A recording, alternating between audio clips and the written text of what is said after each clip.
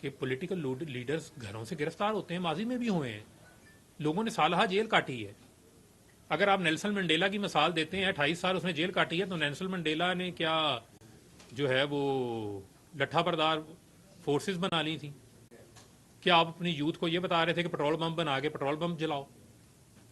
یا آپ پرامن طریقے سے اپنے پیغام کو اتنا اسٹرانگ کرتے ہیں، آپ جمہوری انداز سے چیزوں کو لے کے چلتے ہیں کہ آپ اپنا الٹیمیٹ ٹارگٹ جو ہے وہ اچیو کر لیتے ہیں. لیکن 14 مارچ کو مثلا ایک وارنٹ آیا نا، ایک عدالت نے بلایا، اگر آپ کو پولیس گرفتار کرنے آ گئی ہے واٹ ایور، آپ اس کی ڈیٹیل میں نہ جائیں.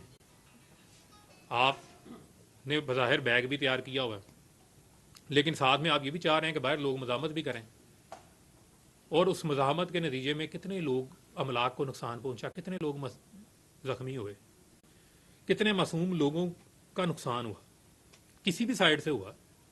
لیکن لیڈرشپ کی کیا ذمہ داری تھی؟ لیڈرشپ کی ذمہ داری تھی تدبر دکھانا. لیڈرشپ کی ذمہ داری تھی، عمران خان صاحب کی ذمہ داری تھی کہ وہ تدبر دکھاتے. عمران خان صاحب کی یہ ذمہ داری تھی، وہ ذمہ داری کا مظاہرہ کرتے، لیکن ذمہ داری کا مظاہرہ نہیں کیا. ان کو یہ تھا کہ لوگ میرے لیے باہر لڑیں. آپ کو تو یہ بھی نہیں پتا ہوگا کہ باہر کس کا سر پھٹ گیا، کس کی ٹانگ ٹوٹ گئی، کس کے ساتھ کیا ہوا، لیکن آپ کے لیے لوگ لڑیں، آپ نے گرفتار نہیں ہونا. اب اگر آپ کہنے کا مقصد یہ ہے کہ پھر مسلسل پیغام دیتے رہے، مجھے آج پکڑنے آ رہے ہیں، مجھے کل پکڑنے آ رہے ہیں، مجھے آج پکڑنے آ رہے ہیں، کل پکڑنے آ رہے ہیں. کیسز کی جو بھی صورتحال ہے، کورٹ آف لا تو موجود ہے نا پاکستان کے اندر، پاکستان کے اندر عدالتیں بھی موجود ہیں.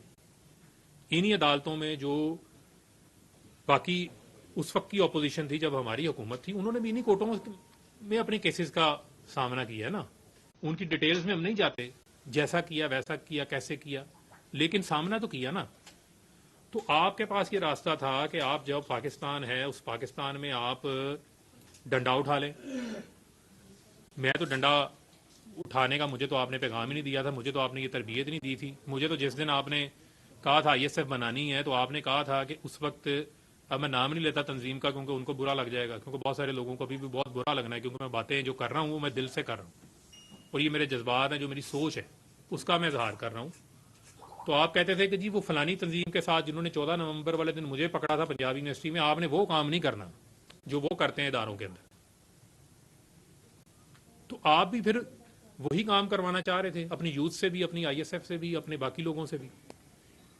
اور 14 مئی، یہ جو 9 مئی کا جو واقعہ ہے، اس پہ آپ نے مسلسل لوگوں کی ذہن سازی کی، مسلسل لوگوں کی ذہن سازی کی، مسلسل لوگوں کو جو ہے وہ تیار کیا کہ لوگ اس حد تک پہنچ گئے کہ آپ کو گرفتار کیا، اور گرفتار کرتے ساتھ لوگ جو ہیں وہ لبرٹی جمع ہو جاتے ہیں. اب لوگ جب لبرٹی جمع ہو گئے ہیں، اس سے پہلے کتنے مظاہرے آپ کے کور کمانڈر ہاؤس کے باہر ہوتے رہے؟ میرا یہ سوال ہے کہ اس سے پہلے آپ کے کتنے مظاہرے کور کمانڈر ہاؤس کے باہر ہوئے، اس سے پہلے آپ کے کتنے مظاہرے کینٹ کے اندر ہوئے، کتنے مظاہرے آپ کے فوجی املاک کے سامنے ہوئے. لیکن اس دن چند لوگوں کو کیا خاص ہدایات تھی جن کا ہمیں نہیں پتا تھا.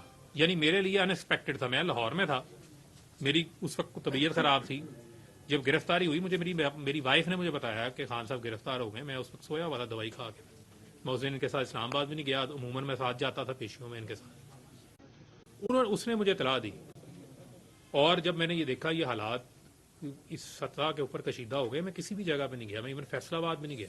میرے حلقے میں اس وقت ڈی ٹائپ پل کے اوپر احتجاج ہو رہا تھا، ٹھیک ہے، میرے حلقے کے لوگ وہاں پر جمع تھے، باقی جگہوں پہ ہو رہا تھا، لیکن میں کسی جگہ کے اوپر احتجاج میں نہیں گیا.